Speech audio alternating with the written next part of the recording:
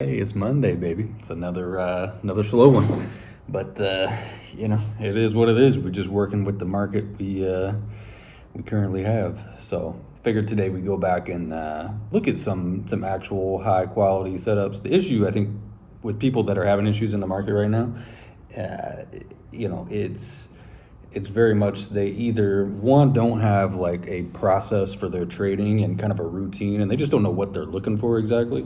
And if knock the damn thing over with my sorry with the thing. I could edit it out, but whatever. And if they do have that, it's just the fact that they're not waiting on it.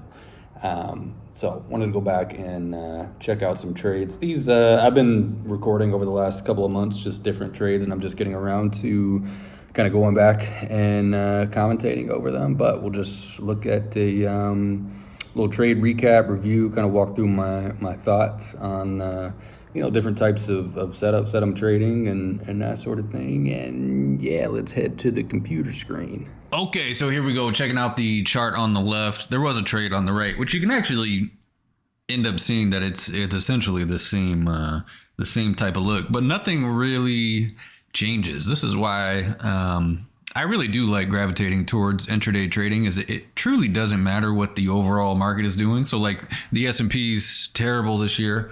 Everybody's longer term investments are down, of course, but trading wise, it really doesn't change how you should be trading. You should still be looking for the same types of opportunities and waiting for your strengths in the market. If we're playing poker, you should still be waiting for pocket kings, pocket aces to appear. Just because the market is down doesn't mean that you're going to just start trading differently and doing something crazy. So COGT chart on the left. I don't have a recording of QNGY on the right, but you can see, stock went parabolic, went straight up on the left-hand side. Once the stock topped out, I started using bounces as an opportunity to short and using, flushes and continued downward momentum to cover it. So it's essentially the same thing on COGT. You can see on the front side of the move, I tried a couple of scalps, but I want to make sure if we're on the front side of the move that I'm only really small size and trying to really just get some scalps off, or just ignore it entirely, which is better for most people. But now that the stock, has gone parabolic, we reached all the way up to 11. So we ran from 5 to 11, and now we've pulled back $2. Now I'm assuming that 11 was the top. You're not always going to be right. This is the skill in trading, is trying to figure out, especially if you're a short seller, the stock you're trying to short, has it topped? That's the skill, is being able to recognize that. I'm assuming that it has, just based off my experience trading. And again, the idea, just like QNGY, is when it bounces, I want to use that as an opportunity to go short. And that's what I do. So stock bounces to 930, 950. And of course, you never know exactly how high something is going to bounce.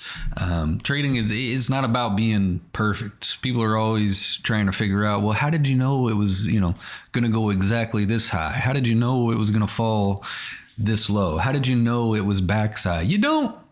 You make the best decision that you can with the possible information that you have. You use your experience. This is why, it takes practice. And when you're wrong, you stop out. That's it. And if you're, if you're right more often than you're wrong, then you make money. And if you're not, then you lose. So anyway, stock ended up popping up to 950, which is, I believe, where I start in, maybe 960. But just trying to stay patient. We finally make a breakout attempt here up towards 960. So I start in and see what it wants to do from there. And it started to pretty much immediately just work. And again, they're not always, gonna work perfect, but stock ended up topping exactly at 960. This one was a bit slower moving than a lot of the stuff I normally trade, but ended up flushing out under, I believe, 920, 910.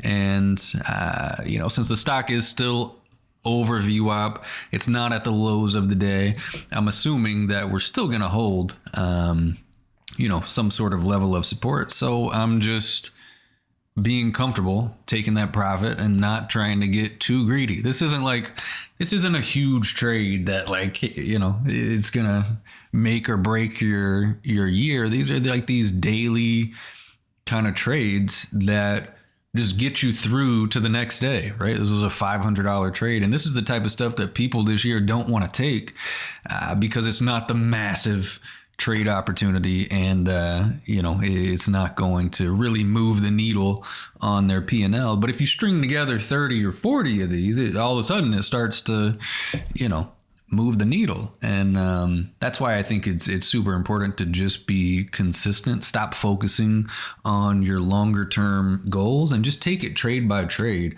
and understand if you do that and you make the right decisions over and over and over and over, that your longer term goals will start, you will start to get closer to those, and they will start to appear after you're consistent for a while. So that, as stupidly simple as it looks and sounds, that's it. I try to keep the trading pretty simple. Wait for a stock to go parabolic, wait for it to top, short the bounce, and if I'm wrong, I stop out, and if I'm right, I take profits. That's it. And your ability as a trader to identify, which stocks are parabolic, which ones have topped, and be accurate with that, will decide whether or not you're a good short seller. So that was pretty much the trade. COGT, same thing with QNGY. You can see they look a little bit different, but from a 10,000 foot view, it's the same shit. You're just waiting for the stock to rip, waiting for it to top, shorting the bounce. That's it. Easy, right? So easy. Sarcasm. That was sarcasm. It's still not easy. But like I was saying at the start of the vid, it's just, this is one of those years. First of all, let's be clear. This is one of the most difficult years for the stock market, trading, investing, that a lot of us have ever seen. I mean, this is like 2022 in terms of the percentage drawdown and how drastic and violent the moves have been. It's up there. A lot of the stats with 2008, 2000, flash crash, Black Monday, whatever, the late 70s. It's really tough. So if you can this is much more a year of survival than it is trying to break some P&L records. And I think the people that are having issues, like I said, are trying to force the same types of profits that they maybe had in 2020 or 2021. And there just ain't that much opportunity. In 2020 and 2021, there was limitless amounts of opportunity, regardless of if you were going long, if you were going short. If you were going long, you just buy something and it goes up 500%. And if you're going short, you just wait for those to top out and they come right back to reality. Now it's, you're getting much less momentum to the upside. That means things are fading less. There's just less volatility. And at least for, the types of stocks that I'm trading. Obviously, if you're trading large caps and things like that, there's, still a lot of volatility. But you just have to know what you're good at. And once you do that, you have to wait on it. That's the most difficult part. I said it's sarcasm, it being easy. The actual trading actually is kind of easy. Once you wait for a high probability setup and you're in a good trade, it's pretty easy because it's a good trade. It works for you. It's going to work more often than it's not. And when it does, it works really well. You don't have to fight it too much. The difficult part is waiting on that. And today, I'm only up, $100, $200. I forget what it is after fees, but it's not something that's going to make or break my week or year or anything like that.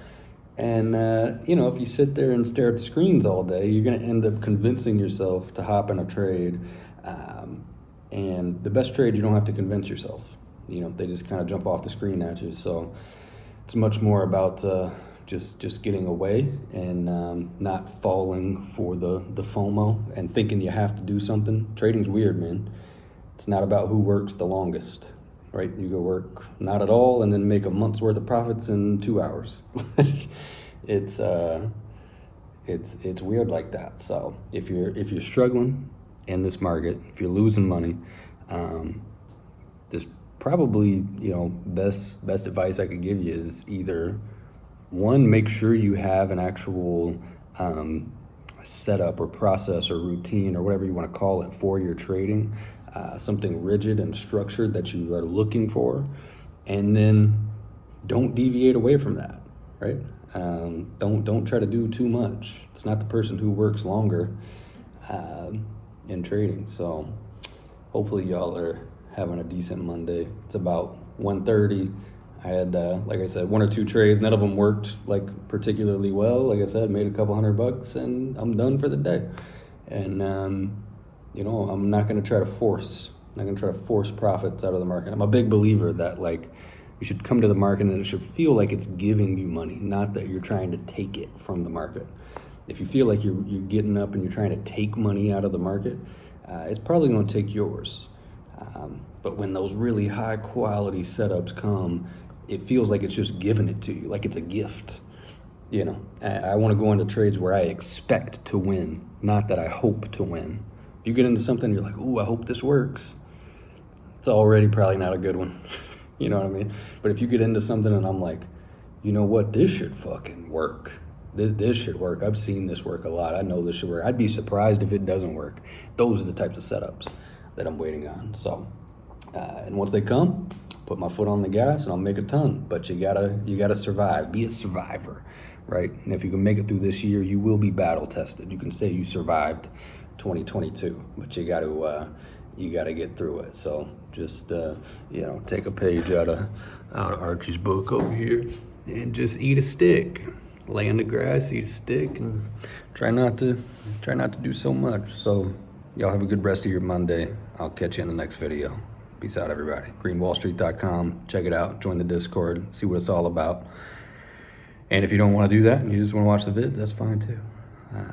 So enjoy the rest of your Monday. Peace out, everybody.